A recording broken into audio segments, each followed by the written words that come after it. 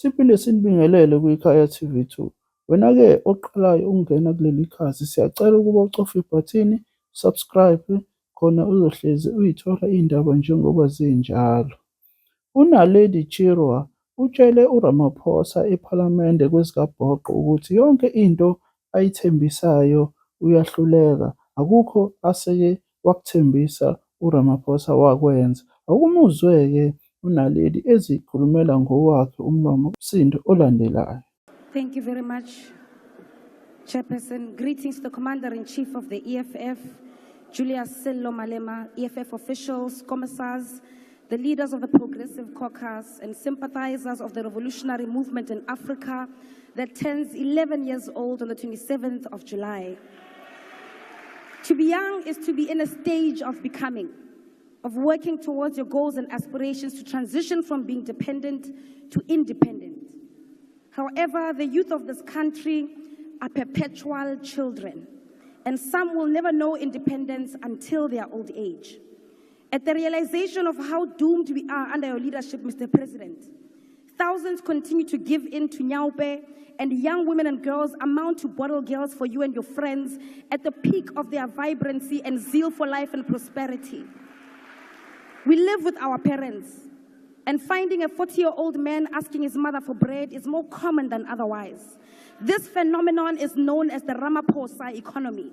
Joblessness, poverty, and constantly questioning if we are truly the young adults of today.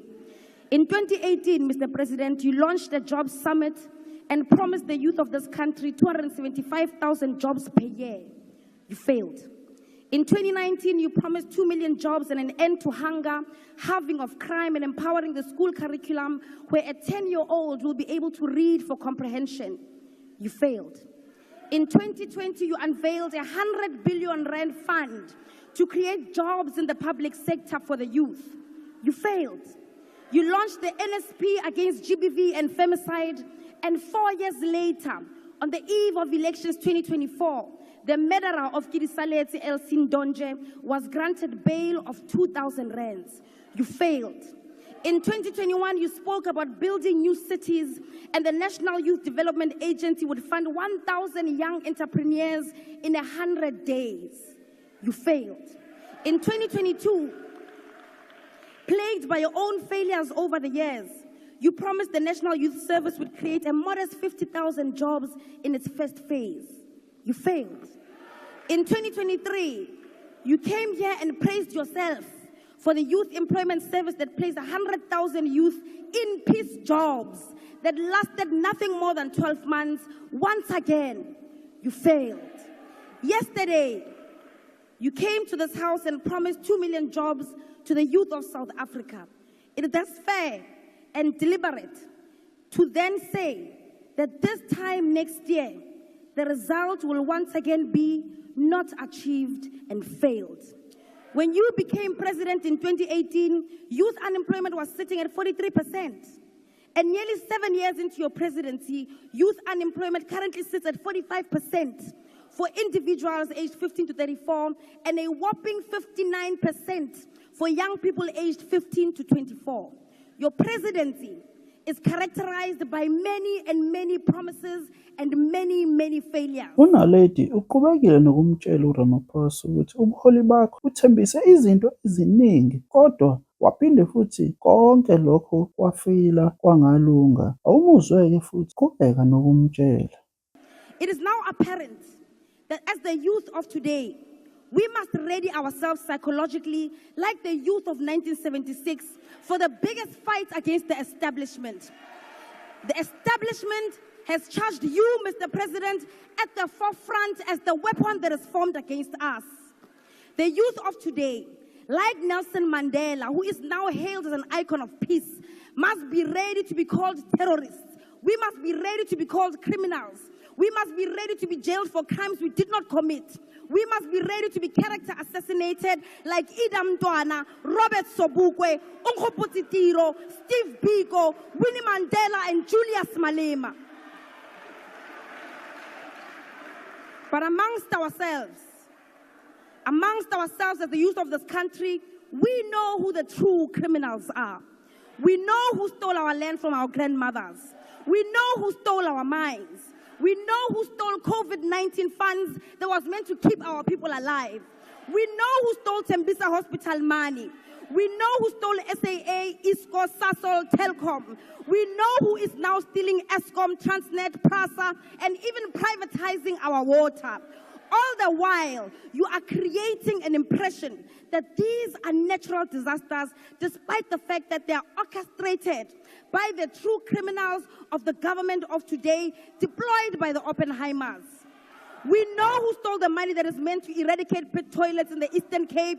We know who stole NSFAS money. We know the mafias of the Steinhoff heist. We know the thugs of the Skills Development Fund. And we definitely know who the #1 money launderer is.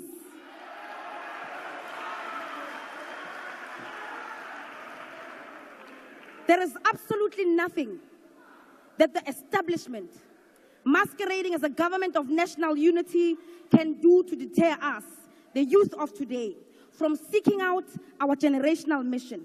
The government of the ANC has not fooled all of us. It is under the ANC that we saw privatization of state-owned entities at a large scale, much higher than that of the apartheid government. A trail of privatization that is so aggressive that even our health care isn't spared through the NHI. The rise of the establishment and the collapse of the state takes shape under the government of the ANC. That is the legacy of the ANC today. The positive outcomes of all of this neoliberal facade of the government of the day is that we now rightly characterize the neoliberal agenda encompassing of all its participants who are part of the GNU coalition. We now know who the enemy of economic freedom is. Even if in the past they pretended to be a part of us and spoke like the forefathers of the emancipation movement. The battle lines have been drawn. It is the subject of the Oppenheimer, the GNU coalition versus the people of South Africa. The youth of this country will continue to chant economic freedom in our lifetime. We will continue to present bills in this house that call for expropriation of land without compensation. We will continue to call for nationalization of mines, banks, and other strategic sectors. We will push back against your corruption and hold the captains of the ruling class accountable. We will fight for the scrapping of student debt and continue to call for quality, free, and decolonized education in our lifetime. We will continue to call for free health care, housing, water, and sanitation. We will continue to remind you that the young people in this country deserve real jobs. Internship is 6 months. We want industrial development, insourcing of security guards and cleaners, free pads, Mr. President, and all those rent manipulators to be arrested and to rot in jail. The people's power is rising in Africa, and we will not be left behind.